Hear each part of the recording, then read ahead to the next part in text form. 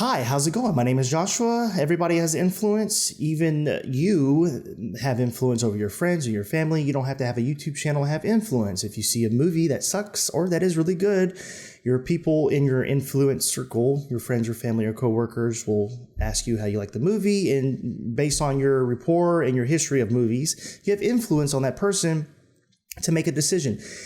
So my major thing with this video that frustrates me is Tim Pool, in these two videos that I'll show, his major issue with being swatted is the cops coming in his house and investigating the incident. If you don't know what swatted, when someone's swatted, it is someone got Tim Pool's address, made a call to 911 saying that there was a gunman killing people. So the cops get that call. They have to go and investigate the call. And so I watch a lot of Tim Pool's videos. I watch a lot of other people's videos, but I like Tim Pool. I like his news. I like the guests that he has on his podcast. So I'm not trying to crap on you. I'm sure like he'll watch this, and I mean, he won't or he will. But this goes back to the influence thing. If a couple people get this video, and the bottom dollar line of this video is to do your research. That's it. Do your research, connect with your local police, do a ride along. So that's the end of the video. I'm saying right here at the beginning. I'm just so frustrated of people always crapping on police. I hope that we're coming out of this. Just like back in the day where people were like protesting against the soldiers in Vietnam. But now soldiers are heroes. Well, of course they're heroes. And police are heroes too. You go to the airport and there's a plane that lands and a group of soldiers come out, people salute, people clap. It is amazing. I pray that happens now when you're sitting at a restaurant and a cop walks in with his squad, that you stand up and salute them or buy their meal or something. You don't know what these people do every single day, the calls that they get every single day of seeing dead bodies and people's having their stuff stolen or people being beaten to death. And then after they go to a baby drowning in the river, they go and try to get a crappy Arby's real quick because it's the quickest thing they can do to feed themselves before they go to the next catastrophe throughout their day. Well, if they signed up, they should be used to that. Dude, we're human, man. Even like the hardest soldier deals with this stuff. Like people deal with things differently and suppress their whatever. The basic thing is this frustrates me with Tim Pool being so bent out of shape on the cops coming in his house after they should have known that there was nothing going on. They have to investigate. So let's just roll the film of the of the police coming into the live stream right here. That didn't result in a revolt or large-scale protest afterwards. And they actually announced that was a cop a number of times. Yeah, the cops just walked in. Yeah, I don't know what's going on here. Should we, yeah, that, I was looking at my notes and I was like, I don't know why she said that. If the cops walked in my house right now, what would you do? So who cares? Do my live stream. I'd be like, whoa, hey, everything's good. What's going on? It's so easy. Wait a minute, get out of my house. I do not, no searches or seizures. I mean, to me, people that do that have something to hide. I'm not saying Tim Pool has something to hide. He's just, I don't know what his thought process is behind that. I understand that it would be lame if cops were just busted up in people's houses trying to look for drugs without a warrant, without probable cause. But they had probable cause to be there. If there's an active shooter call that goes out at your local high school, the first couple popos that arrive, they ain't waiting for the SWAT team. They are busting up in that school trying to save people's lives. And so, okay, did somebody swat you? Yep, somebody swatted us. Did they really? Us? Yep, somebody swatted us. So that's How do you know? what that How do you was. know? I have somebody texting me. Okay, so he leaves, he comes back, and he gives information about what happened. I forgot that this might not be synced with OBS. Sorry. Light. But I'm not happy with the idea that they're walking into our studio while we are live. They're walking around. Cop immediately, I walked out of the room. He immediately came up and said, I'm really, really sorry about this. We're not trying to, screw with you. Super polite. Hey, I don't understand why why he's not super, like in the rest of this video, they just talk about how he doesn't agree with the cops coming in and doing this. Like, I think the major thing I would be talking about is like, dude, who is this person that did this? That is super lame. If someone called 911 and made a fake call on my residence that people were being murdered and then like 8 cops showed up to storm my house, I would be so mad at that individual that made the call. But the whole rest of this video is he's bent out of shape that the cops came and investigated. Okay, here's another updated video by him. And so I'm just thinking, like, what if? And he's given like these theories and like, what if my friend, I don't know his name, was walking in outside because he had to go to the bathroom and the cops saw him. You don't know what would have happened. Ian comes out of the studio and runs full speed to go use the restroom, which it's a normal thing he does. People mention all the time, like, yeah, he bolts out. He tries to, use the restroom as fast as possible because we're doing a show. What happens if the cops are doing that sweep? And they have their guns out and they see. I had this scowl on my face. I'm not that mad. This dude running down the hallway and they stop. And Ian has no idea what's going on. Who are these people? He doesn't know they're there. Could have been shot. Okay. Police just don't shoot people running.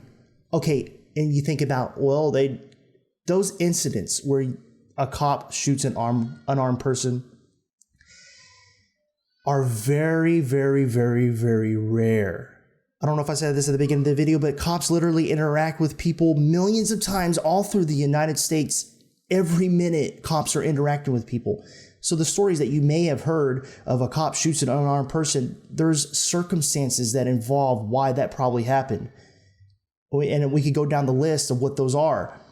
Cops just don't shoot people that are running. They're looking for things in their hands. If there's a call with a guy with a gun, and the dude has his hands in his pocket and he's like, look, dude, I'm here investigating you, that you may have a gun on you. You need to get, and then they're not listening to you. They're not complying and they're assimilating. Is that a word? Acting like they have a firearm on them and they do something crazy and they have like a remote control in their hand. Yeah, they're probably going to get shot. I mean, don't do that. If a cop was pointing a gun at me and saying, look, we have a call that you have a gun on you and you're killing people, let me see your hands. I'd be like, okay, I have nothing in my hands. I have my hands in my pocket. I'm going to like totally slowly pull my hand. I would be like, you know what I'm saying? So these videos that you're watching where people are doing crazy stuff, of course they're going to get shot. I say, of course they're going to get shot. You understand? I don't understand. You understand? I understand. Okay, here's this video. Dude.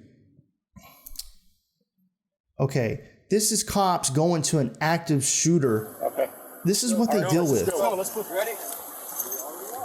Think about how many times cops get these calls in their police career of active shooter. And, sometimes it's bogus. Sometimes it's going down. You got to train.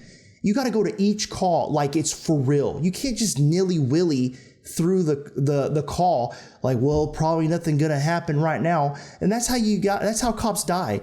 They're like probably just another fake call, and then boom, the next call is this, and they're not ready. They're not mentally prepared, and that's how they die.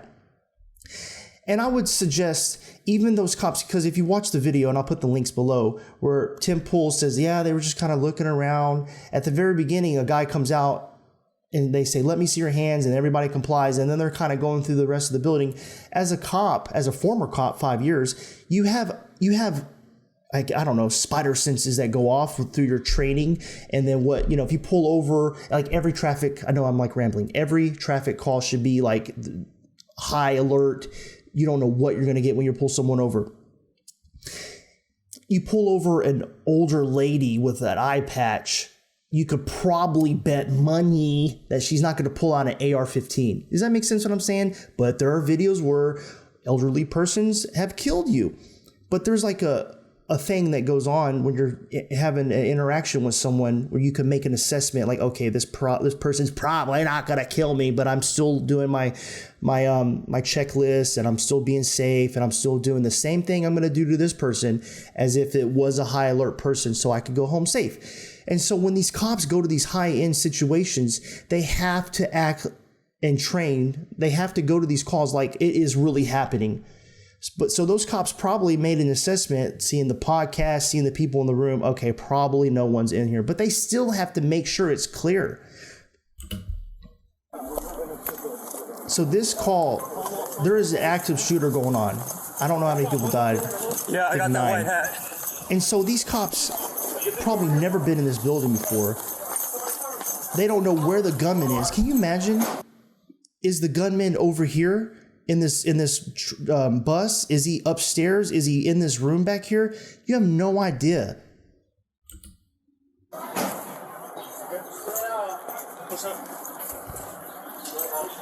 Hold this door. Hey, I'm holding that top. All right, we're good. We gotta take this smart.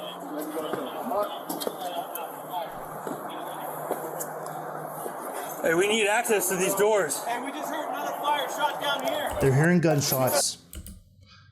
This dude comes out. Hold on. Let me go back. His hands are up. You don't know who this guy is. You have no idea who he is. He complies. Turn around. Everybody stand by. Back up. What do you got? I'm a supervisor.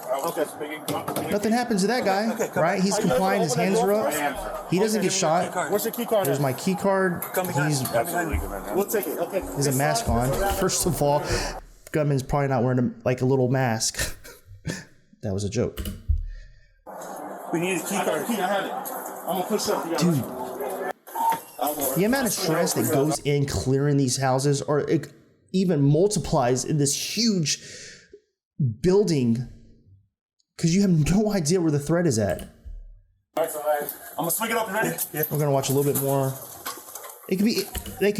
This gunman could be anywhere, behind a desk, behind the printer, it could be anywhere. They end up finding the guy that was the gunman. He killed himself. That's my whole point of this video.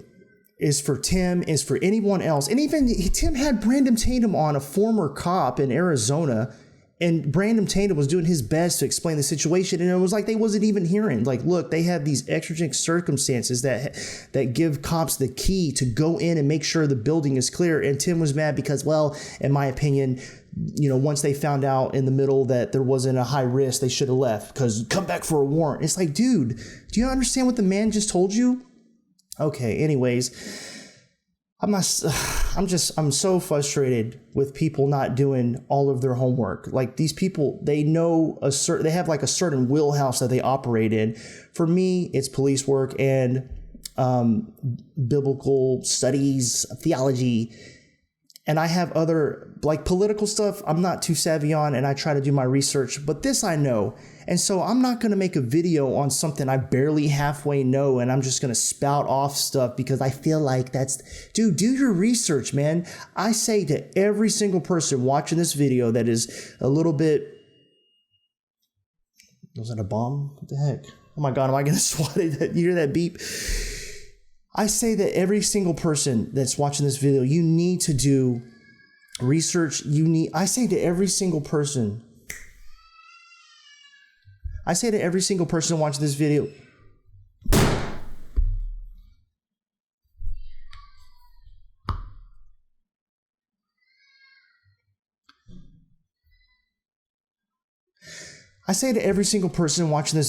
if you have the ability to take a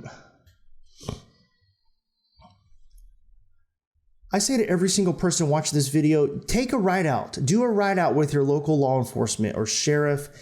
Do a ride out with them 4 hours and just talk to them and see what the day-to-day gist of. I say to every single person watching this video, do a ride out with your local law enforcement for 4 hours. Just go out with them, do a couple traffic stops with them, and just talk to them and just get a little taste of what their day is. You can't imagine what they go through. And I pray, man, that our culture shifts to honor and respect and trust our police, because out of all the bad apples, it's few. Yeah, every person sucks at different jobs. I've worked at lots of different places. I worked at a Bible college. I worked at a police department. I worked at a church. I worked at a grocery store. And if you even look at the news with politicians in different places, every job is going to have people that are lame. No different with firefighters too, even though all they do is cook all day. Okay, anyways, I don't know what does a corrupt firefighter do? Like, put the hose over here? Anyways, the bad apples are few. Cops are heroes, man. Those guys rushing into that facility to save your life. if something bad was happening in my home, I would not want the cops to knock on the door. I want them to come in and help me, save me. Okay, so that's it for this one. Hope you enjoyed this. I love you guys so much. Subscribe if you want to, or block me, or like and share the video. Comment below. Tell me what you think. And I hope you have a great day. Love you. Bye.